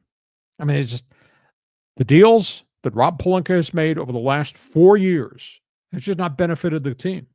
There's not a hell of a lot. You look down that bench and say, who wants these guys? Because they're not proven commodities. Trading Austin Reeves doesn't help you because that creates another hole on your roster. So it's great to get a great young player like Luka, but do you have the weapons to go get more people to put around Luka and what's left on the clock with LeBron James? And right now, I don't think they do. Okay, here's a name for you. Okay. The former Karl Malone Award winner, Jaden Ledee. You see, he got traded to the Utah G League team, so to the Stars. But that's a dude that's a presence. That's an aircraft carrier. That's a guy that can wipe the glass and kind of clean up some of the garbage underneath. That's an NBA G League player. There's a hell of a lot of NBA G League players that can't make that next jump. And if that was the case, why did Minnesota get rid of him? Yeah, well, I mean, there's limitations there. I like him. Kid works hard. But I think there's physical limitations for Jaden Ledee to play in the NBA. Because otherwise Minnesota would have kept them. Minnesota's got so many injuries to their bigs, and you're letting Ledee go? That makes any sense. Yeah, I know. It is weird how the G League, you think it's supposed to be like a minor league, like a AAA team that you can pull players up, but it's rare for those players to come up. It seems like once they're tagged as G League, they're doomed. They've been pigeonholed. That's where we are. So you can cheer. I mean, it's going to be great to see what Luka does. I'm still waiting for somebody who's going to jump in here in the chat box in Fans Forum and answer my other question as it relates to the aftermath of the trade. Who's the offense run through? And who's going to play bigs? And don't mention Bronny James. Did you send Chris some of your Pabst Blue Ribbon? He's been drinking early. Bronny James, man. Can you imagine, like, if LeBron left the Lakers, okay, which a lot of people think is going to happen now at some point, if next year maybe, the Lakers wouldn't hold on to Bronny. I mean, it's like a package deal, right? And that'd be another number 1 pick that Rob Pelinka has just gotten rid of because he got rid of Max Christie. And he got rid of Shafino in that Utah Jazz trade. Bronny was a number 2 pick, right? No, you're driving me crazy. Okay. Next one. Thanks, Chris. Okay, let's go to Angel. He goes, when I first heard about this YouTube channel cinema, I thought it was a joke until I saw it on ESPN. Hate to see AD go. He was my favorite Laker, but if the Lakers get the 2019 Luka, they should be okay. Dallas didn't think that was rescuable. Dallas was tired of his lack of conditioning, lack of defense. Dallas was concerned about just the injury list that seemed to grow and the fact that He's never grown into being a conditioned NBA big man. There's no doubt he's a great player. But Dallas, they didn't think he could fix their culture. And I think Anthony Davis, on a short window, age 32 to age 36, is going to change a lot of things in Dallas. So that's where we are there. I was shocked because this trade came out of nowhere. It was like sitting at home and hearing a crack of thunder and seeing a bolt of lightning outside. That's what this trade was. Yeah, it's always like, where were you when you heard this, And did you see there were interesting video clips of, some of the players in the league saw it on their phones, like during games. Couldn't believe it. It was unbelievable. The fans sitting behind the Phoenix Suns yelled at Devin Booker. He's been traded. What are you talking about? Luka. Devin Booker thought they were talking about another player, about Luke Garza, rather than Luka Doncic. Yeah, because no one would have thought in a million years Luka would have been the one getting dealt. All right. Angel, thank you for joining us on Fans Forum. Next one. Okay, let's go here to Val. And he says, I'll be honest with you. I go back to the early 1970s. The Lakers always had true, hard-playing athletes. They were also respectable. West, Goodrich, Chamberlain, Kareem, Big Game James, Magic, Kobe. I'm sorry, but I can't support James. I welcome Luka. Well, I don't know why there's such dislike of LeBron James. All he does is just play hard at age 40. And he's still, I think, still got a lot of gas left in his tank. You see what drives this person and his professionalism. I think is absolutely amazing. And yet, you got the LA Times columnists are writing, he's the next one to go. Get him out of here. Why would you do that? Anyhow, history of Laker basketball. Geez, I thought about this. I tried to remember all the biggest trades off the top of my head that the Lakers have been involved in. Obviously, getting Jabbar for David Myers and Brian Winters and Elmore Smith and all that from the Milwaukee Bucks. Mm-hmm. And then you obviously think about Shaq going to Miami in the Lamar Odom trade. You think about the trade for the draft pick that became Kobe Bryant from Charlotte. And then your mind turns and you think, okay, where was Wilt Chamberlain when he got traded? And then you add into the equation, Robert Parrish got traded. I mean, there have been blockbuster deals for bigs, and then there was Dr. J got traded and Charles Barkley got traded. I mean, it's absolutely amazing. So how many other quote marquee players have changed franchises? It's interesting how the Lakers are always the spot, that you expect that superstar player to get traded, and it usually ends up happening. But going back to like those other deals, the Parrish deal from the Warriors to the Celtics, that was during the Joe Barry Carroll deal. Yep. And boy, that went to hell in a handbasket. But when Parrish was really young, he was good. It was great. With the Golden State Warriors. He was there for like maybe 1 or 2 years before he got sent to the Celtics. But I want to talk a little bit about Val's point about some of these old school guys, that played for the Lakers, some big guys. And, like Elgin Baylor isn't on that list. We can probably name a bunch of others. But here's a name. I was in the late 80s. I had gotten out of college and I lived up in LA, and I would go to the Santa Monica YMCA to play pickup ball. And it was just great workout and good guys there. One day, Happy Hairston showed up. Oh, yeah. Yeah. And this dude was big, kind of sweaty, stinky big. He jumped through the ceiling. Yeah. And he played the big tough guy down low. You couldn't guard him. It was defensive impossible. Specialist. Yeah.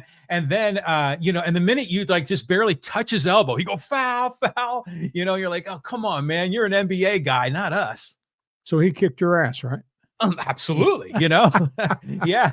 But I always remember Happy Hairston during the Miller Lite commercials. Cause remember he would spin the ball and then he'd take his hand away and the ball would spin.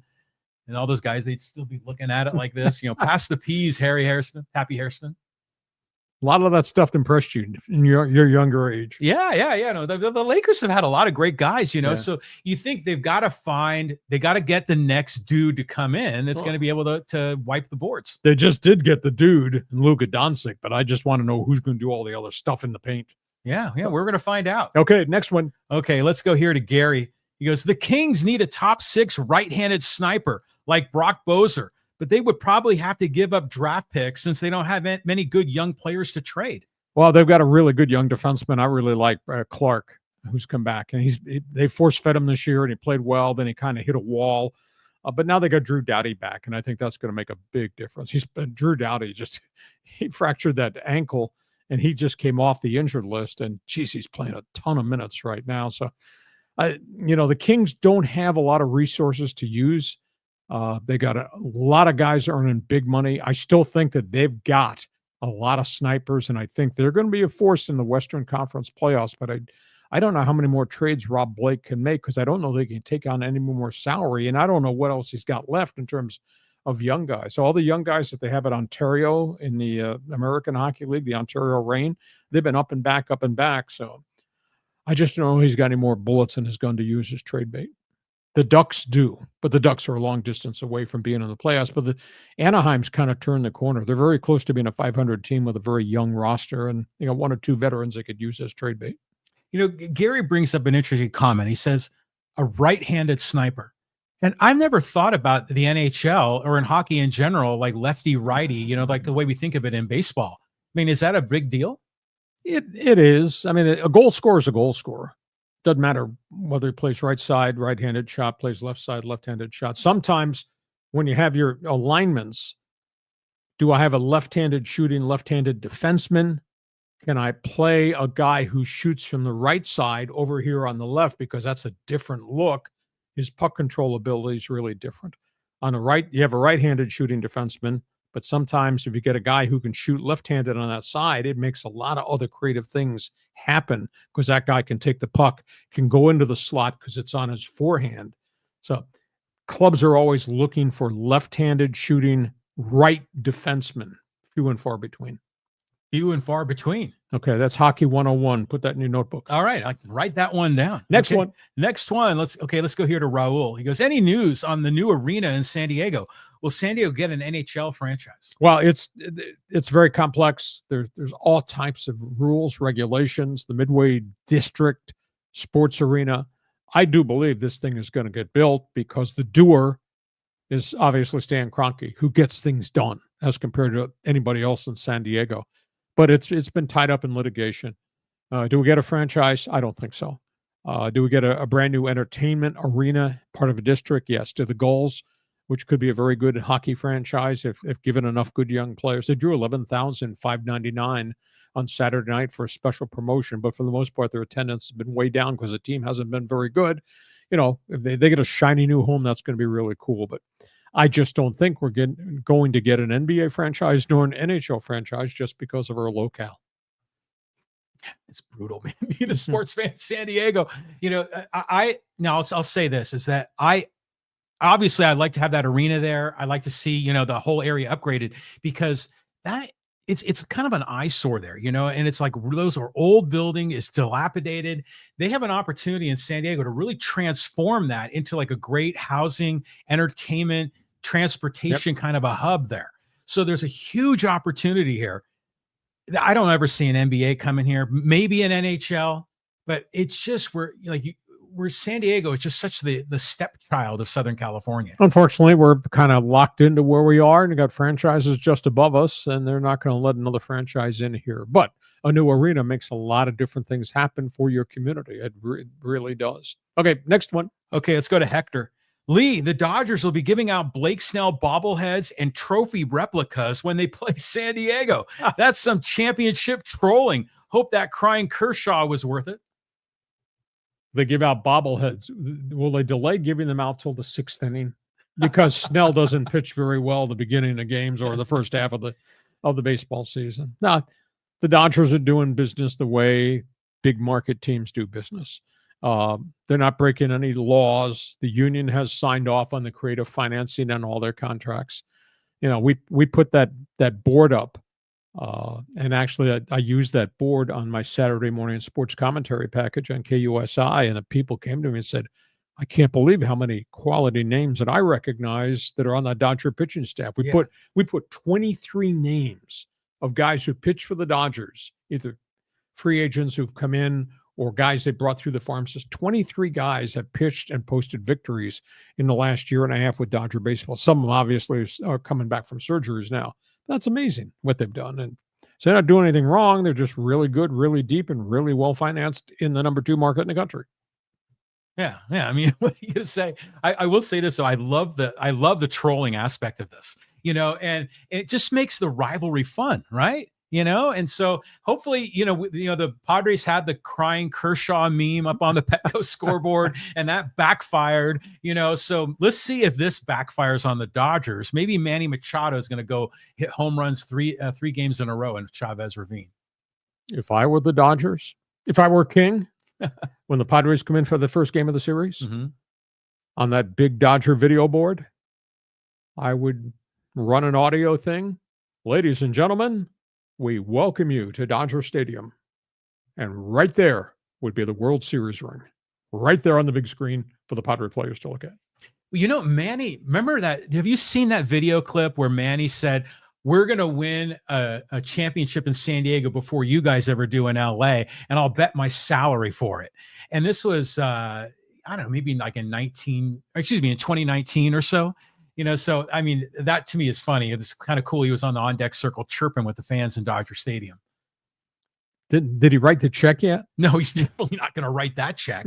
But no, I love the trolling. And so hopefully the Padres do some of that as well. Oh, you and social media. Holy cow. Okay, let's go here to Mike. I think this is Aztec Mike. He goes, hey, watching Luka and LeBron is going to be hilarious. Two floppers complaining on the court at the refs. It's a typical NBA soap opera looking for ratings. Sad. Do you know that LeBron has never, ever committed a foul in the NBA? He's always got a scowl on his face.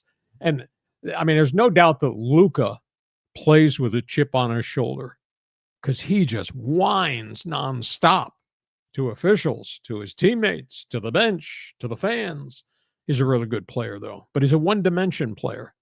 I'm still waiting. I am still waiting for somebody to join us on Fans Forum to tell me how you're going to solve this problem of who the hell is going to play in your paint for the Lakers. Because come playoff time, you got to be big and you got to be tough and you got to be able to stop people from going, who the hell is going to do that? Well, it's not going to be Luka. I mean, we know that for sure. But I'm interested in watching the games and seeing how the dynamics and the chemistry are different. Because, for the most part, what I've seen of Luka has been on highlight reels and, a little bit of the playoff games. Now to get to see him more consistently, I kind of want to learn the more subtle aspects of his game, because obviously he makes these, circus shots, and he can, as an offensive player, he's unmatched, but it's really all kind of outside of the key though, right? Unmatched, defensively, deficient. Luka is Jokic. Luka is the Joker in Denver. That's what he is. Jokic is just a gifted offensive player too. I don't think there's a hell of a lot of defense that Jokic plays either, but this will be fun. I mean, there's no doubt somebody else needs to join us here on Transformer and just tell me who the hell is going to run the offense. Going to be LeBron? Last I checked, LeBron and Luka both need the basketball in their hands. John, solve this. Come on. Well, MJ and Scotty both had to have the ball in their hands. Well, Scotty was a defensive specialist. No, but he was a good wingman for MJ back then. Yeah, they're going to work it out. I mean, we've seen a lot of times LeBron kind of as the point guard bringing the ball up the court. I could see Luka, maybe doing a little more of that, and maybe LeBron playing, down low a little bit, using his size rather than him having to be the guy around the perimeter. Small ball with two big stars. That's what you're telling me. Yeah, I don't know what the hell's going to happen. I'm curious to see if this makes any difference because they've had so many interrupted start and fail, and nothing seemed to work. It's really weird. Neither one of these teams is going to have these guys. Luka's got this calf thing since Christmas. It is now February. Oh. So he's not ready to play. And AD has got this abdominal muscle issue. It's going to take another 7 to 10 days before he gets re-examined. So neither one of these guys are ready to play. Dallas played his first game with the whole mental funk the team was in. Got beat by 43 by Cleveland. By 43. I think the Lakers are going to get pounded here a little bit until Luka's ready to go. And who knows when Luka's going to get ready to go because calf injuries are calf injuries. Takes time. But it makes you wonder because AD, like his nickname is Street Clothes, right? Yeah. So he's like, you figure at some point Luka's going to be back and he's going to be healthy and he's younger and he's going to contribute. But it makes you wonder, like, can you imagine if you're a Dallas Mavericks fan and you're angry about the trade, then AD shows up and he hardly plays. Well, he has played. He's come off when he's been injured and he's been back on the floor. So, but he's got that injury. I think Luka's injury is much more concerned because it's been since Christmas since he had the calf injury. He's not ready to go. And then we add into the equation conditioning for somebody who's 260 to 270 pounds. Yeah, that's always amazed me too, that his size and how fast he can be and how deceptive he can be as a player. So I'm kind of looking forward to watching a lot more Luka. I kind of want to understand him more. I'm still looking for somebody to play in the paint. Nobody's explained who the hell is going to play in the paint for the Lakers. We move on. Next one. Thanks for the comment. Okay, let's go here. Our good friend David gave us a $5 donation on the YouTube super chat. Thank you, David. LeBron is 40 years old with concerns of injuries. Large contract is difficult to get new talent.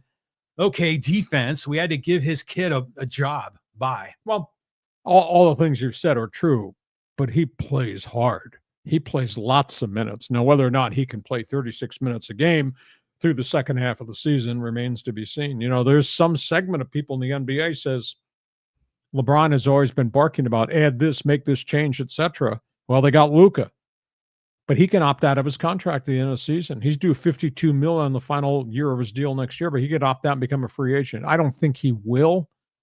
I just want to see how this fits together, because now they got 3 players, but they got no bigs. They got 3 players, and the rest of the bench, there's nothing there that I think is of any value at all.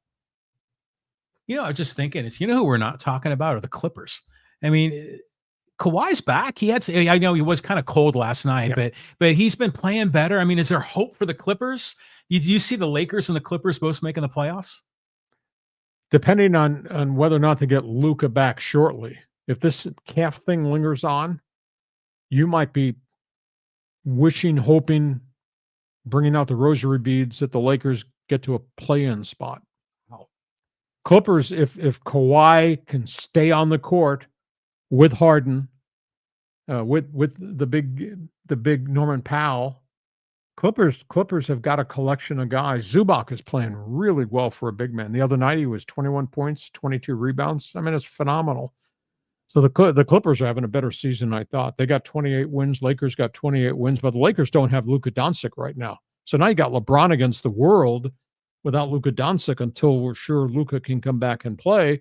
Clippers have got everybody together, and they're playing really hard, playing really well. They played better than I thought that was humanly possible. All right, here we go, man. Getting into the stretch run. Good. David, thank you for joining us. Okay, this is a sports comment and a shot here. You ready for this? Yes. From Douglas.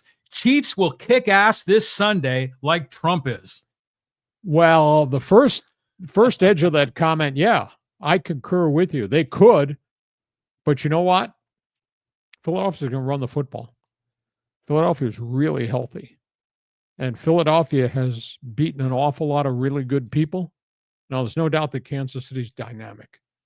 In terms of the second comment, don't agree with you at all. All we're doing is trying to bully everybody and then having to do all these things that that man is doing, and then find out he doesn't have the legal right to do it, but yet he's doing it. There's no accountability, responsibility with what that guy is doing. But we're talking Super Bowl here. We're not talking politics here. You could argue with me, but you're not going to change my mind. But we're going to talk about the Super Bowl come Thursday. We're going to try to break down different segments of the Super Bowl and things to watch. I think it's going to be a really, really good game. I don't know that it's going to be a 35-32 game, but I think it's going to be a really, really good game. These are the 2 best teams playing. And I don't buy the theory that there's too much Kansas City fatigue out there. Maybe there is. Maybe, it's like everybody was tired of Belichick and everybody was tired of Tom Brady. Kansas City has become America's team. Their TV ratings are unbelievable. Yeah, I don't see the Chiefs losing this one. And I think the opportunity for the three-peat is a big, big deal. And I think that could catapult Patrick Mahomes beyond Tom Brady in terms of the greatest of all time in the league. So I think it's going to be a fun game. I see the Chiefs winning, but, Trump, he's getting the Trump angle in on you. But here, I'm going to make Trump sports relevant. What did you remember back in the day? He was an owner of one of the USFL teams, signed Doug Flutie, New Jersey Generals. Yeah. Yeah, and they ran him out of the league. They hated him. The owners hated the person for the way he acted. Yeah, and I remember I read an interview or listening to an interview about a guy that covered that whole story and how the NFL wanted absolutely nothing to do with Donald Trump. Even back then, this is like in the mid 80s. But also of a sports angle, Trump claims that he could have been a professional baseball player. Do you believe that? I have no idea. Nor do I care. Only thing I do know is that Trump did sign Doug Flutie and Trump did sign Herschel Walker, and then he stopped paying them, and the whole league went down the drain. And the fellow owners hated the person for all the things he did. What does that tell you? Then and now. And now. Okay, here's a quick shout out. This is a 3-parter, but they're quick. From HR. He goes, holy shit, it is Hacksaw. I used to listen to this dude in San Diego in 1995. His catchphrase was, show me your lightning bolt. Legendary. Damn right. And bleeping brilliant. Now, it's great to have you here. We're here Mondays. We're here Thursdays. Everybody that's with us in Fans Forum, when we're done, I want you to text. I want you to email everybody in your address book. Invite them to take a look at what we're doing with this weekly podcast.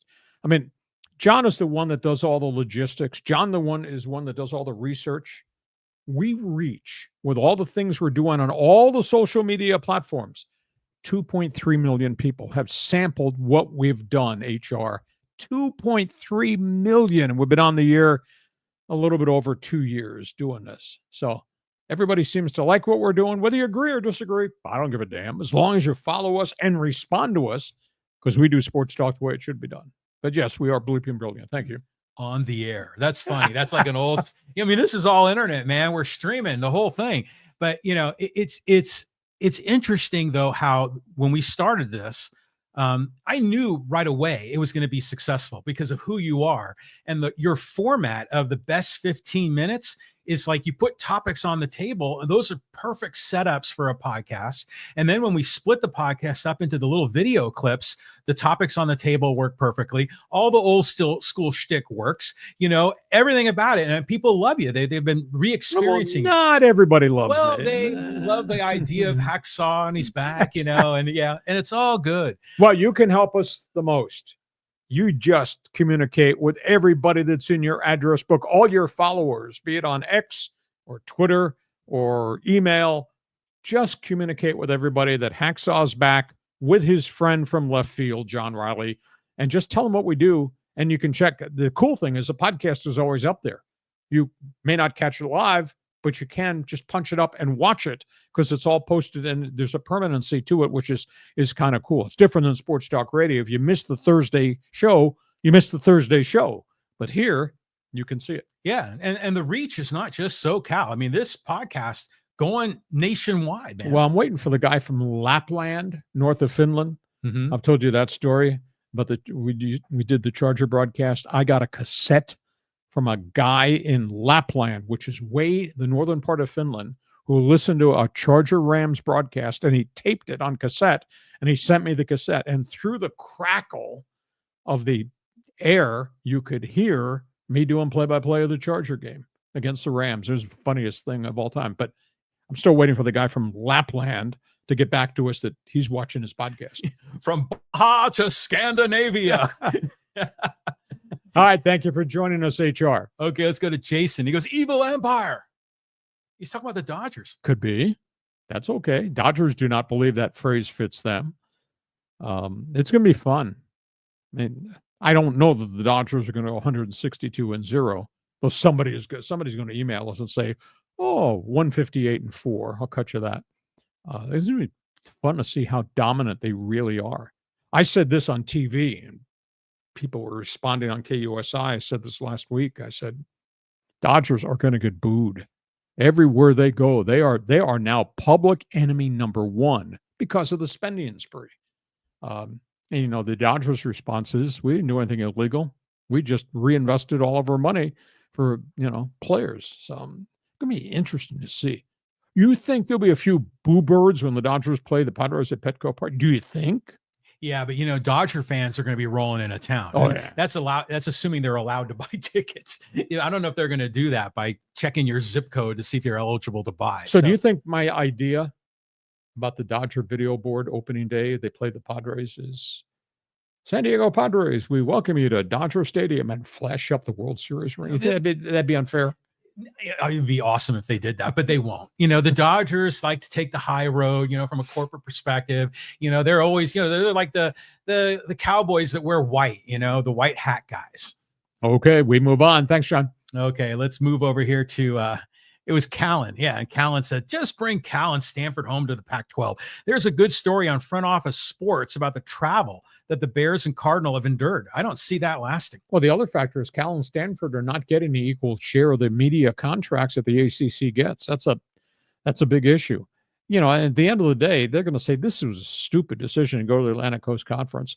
And maybe what they should do is the Pac-12 should go to the NCAA, ask for a waiver that we don't have to have 8 football playing members in 2026. Give us a waiver to go with 7 and add St. Mary's and Gonzaga, which gives you another big name and national brand. And then try to get Cal and Stanford to leave the ACC, come back. But at the end of the day, if it's Cal, Stanford, Oregon State, Washington State, and then the group from the Mountain West, that's still not equal to having Oregon, Washington, the Trojans, and the Bruins. It's not at all. I'm sorry. I like San Diego State's leadership, but at the end of the day, this is Mountain West 2.0 or the old WAC. Especially if you're going to add Vegas and Texas State, because that's what the Pac-12 is thinking about now. I'd rather just sit and wait, as Callum says, and lure Cal and Stanford back, give you a little more West Coast credibility. But it's not the Trojans and the Bruins, the Ducks and the Huskies. Okay, Cal and Stanford are both great academic institutions, but come on, from a football or a basketball perspective, it's just like UNLV. I mean, they're they have their moments, but lately, I mean, heck, UCSD beat Cal a couple of years ago when they were in probation, from the transition to D1. So, I don't understand why the Pac-12 or the NCAA, actually, to be more clear, would have a minimum requirement of 8 teams. I mean, if they have only 7, why not just let them play? Yeah, well, if you're mandating everybody's got to have 8 in all the major conferences, but this was unique. Your conference got disrupted because everybody left.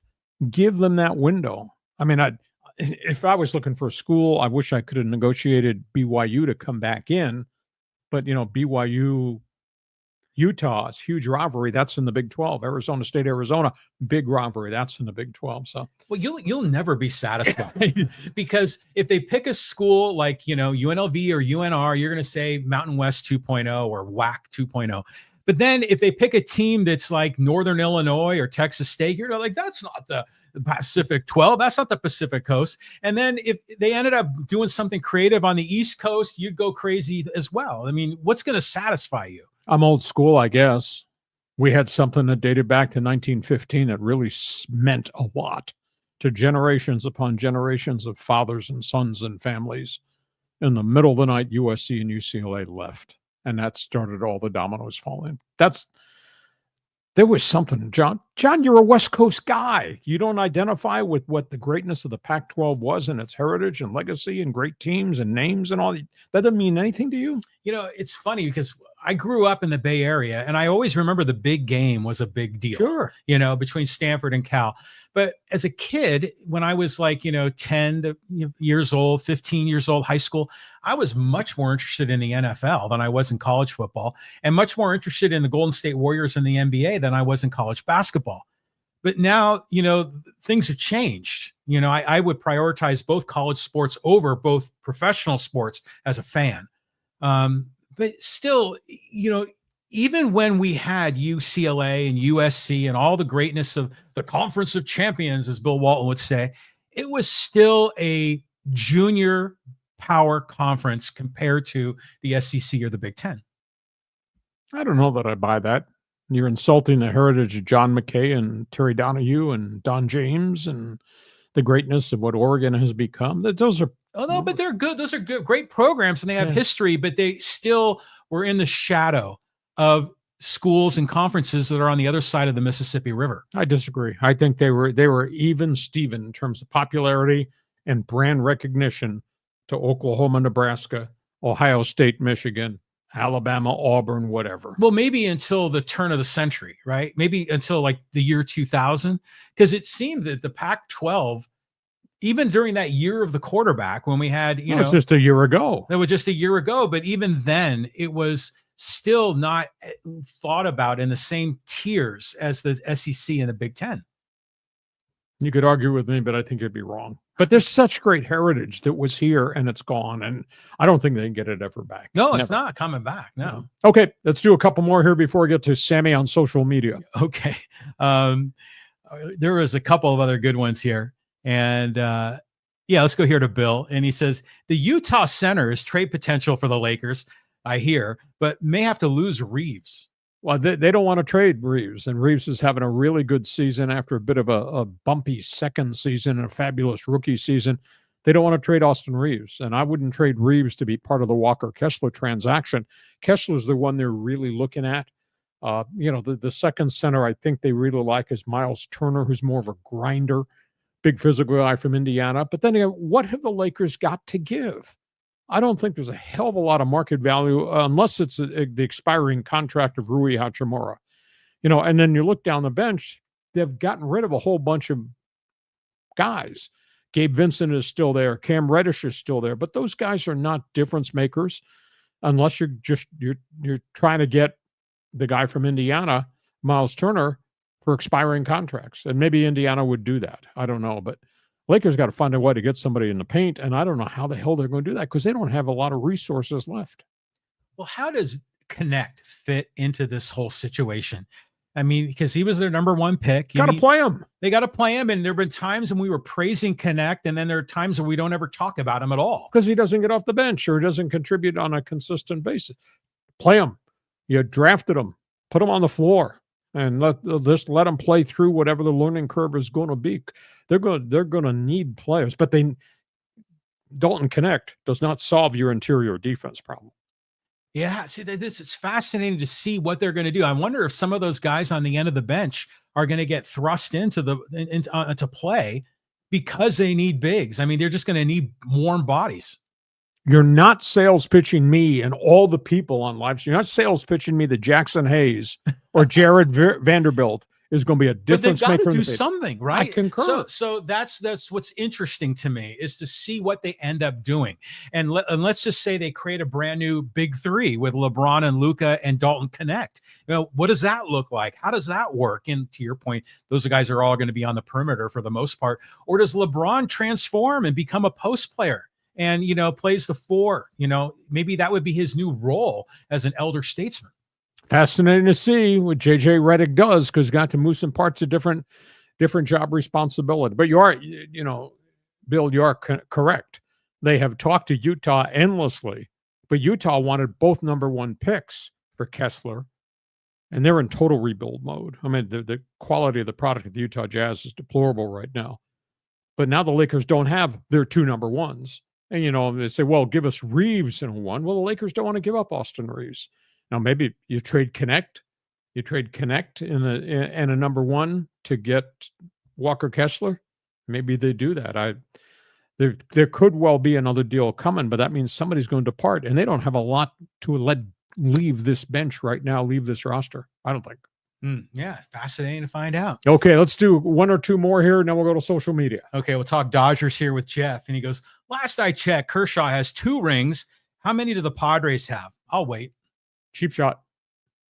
That's true. Cheap shot. That's okay. Feel free to pile on. I like my idea. Opening day, Dodger video board. Ladies and gentlemen, we welcome the San Diego Padres to Chavez Ravine. Flash up the Dodgers World Series ring. That'd be a great comeback to what they did to Kershaw. Well, yeah, I mean, Dodger fan would love that. They would love that. The Dodgers would never do that because they try to be a first-class organization. But I just like the more subtle trolling. Like the World Series trophy and the Blake Snell bobblehead when San Diego's in town. And, I say this as a Padre fan and grew up a Giant fan. I'm never, ever going to root for the Dodgers. But as a baseball fan in general, I understand them and I respect them. And I just hope they get their tail knocked this coming year. Not by San Diego. And I'm not even sure by Buster Posey's Giants.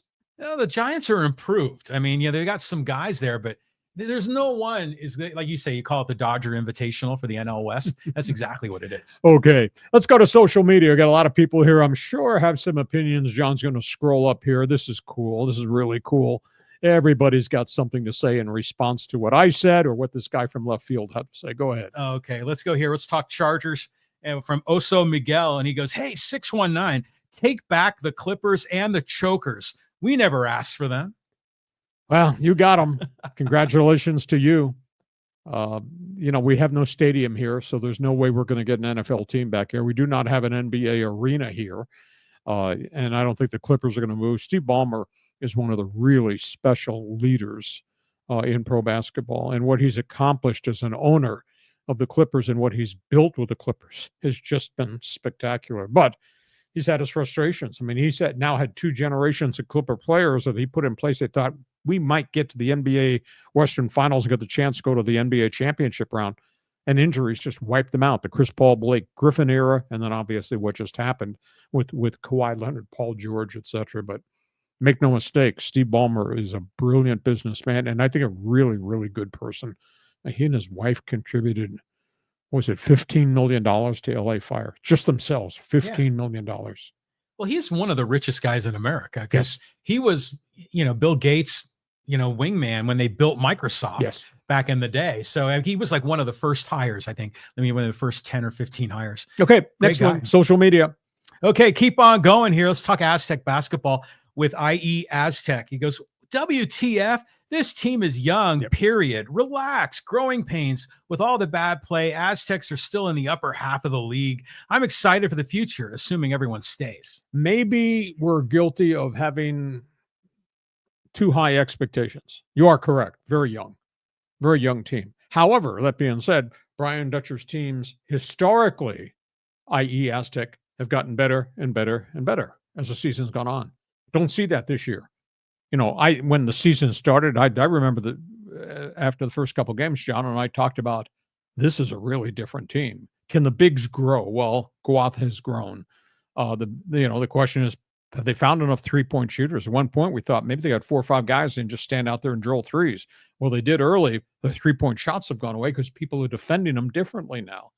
And now they've stalled. And now you get good 10-minute segments and really bad 10-minute segments. And then defense bails them out, but then they do this. And so they're all over the place. And now they don't have a lot of room for any more mistakes. And they still got to go to Utah State. They still got New Mexico here. And they got the Mountain West Conference tourney. And the bracketologist, Joe Lunardi from ESPN, who I know is of the opinion they can't afford any more slips. And there's probably going to be some more losses along the way. And now if there's a bad loss, and if there's a quad 4 loss, which Wyoming would have been a quad 4, would have been fatal. And Lunardi's got them, I think he's got them ranked 63 out of the top 64. So there's virtually no margin of error. So we expected a lot, or at least I'll blame me. I expected a lot. And I know Dutcher's history that they get progressively better and better. I have not seen that. It's been such a rocky road. Well, yeah, you got to figure if you're the number 3 seed in the Mountain West Conference, then you're going to be like a 10 seed, an 11 seed in March Madness, and you're going to be on the bubble if you're going to be getting in or not. So saying that is realistic.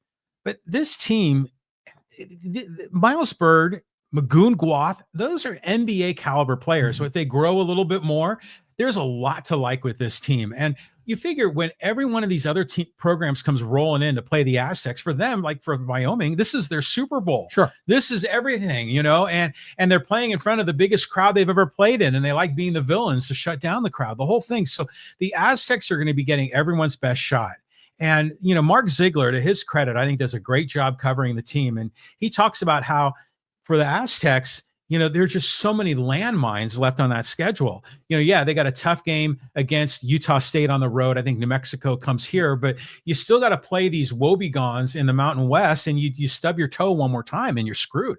Yeah, and look how they've played against the woebegons. How the hell are they in trouble against Wyoming?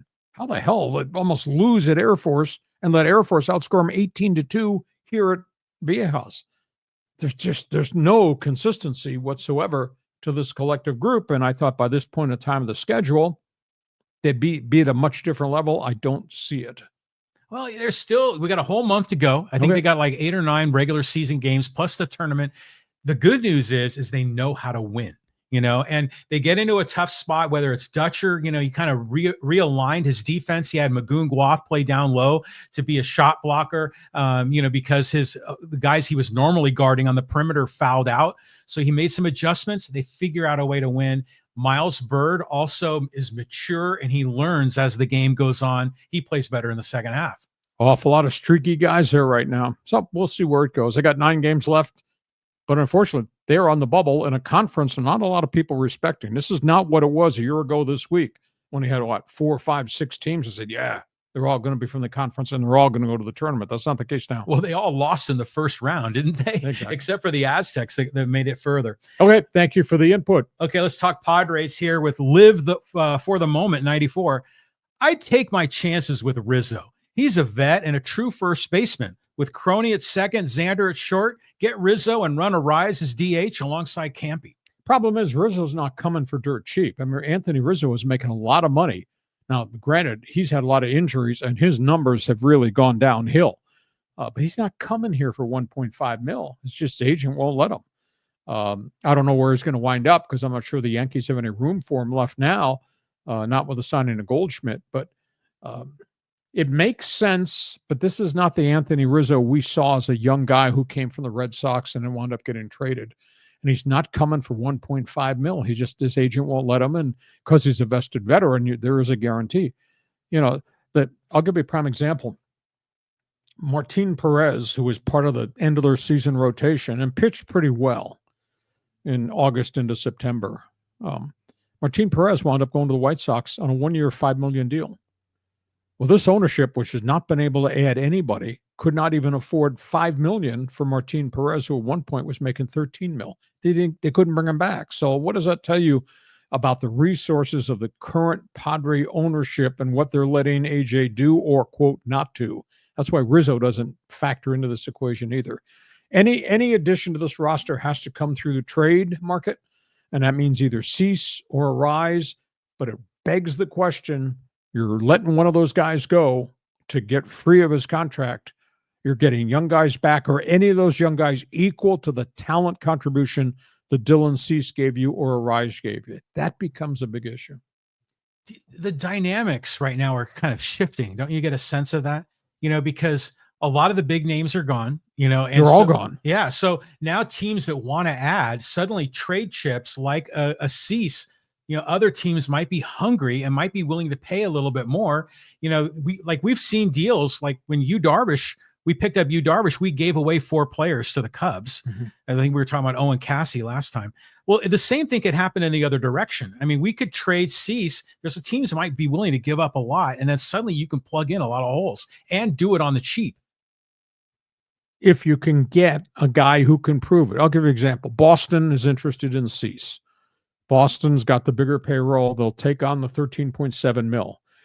Supposedly, the young first baseman Tristan Cassis is available. That Boston's also got some young pitching. But if Cassis comes here, and then you make Arise your designated hitter, but how do you replace Cease in the rotation? Because now you're down Musgrove and you're down Cease. So all you got is Yu Darvish and Michael King and all these other hopefuls. You're subtracting proven commodity to get younger, cheaper player, but is a younger, cheaper player going to be the difference maker? Well, they're not going to be necessarily a difference maker, but you hope you can plug multiple holes when you get rid of one guy. So I don't know. Preller's got to figure it out, and he has a history of doing these deals during spring training. That's where we are. Hey, listen, we hope you have enjoyed this podcast. We're here Mondays. We're here Thursdays. Please help us grow this thing. This thing's exploded.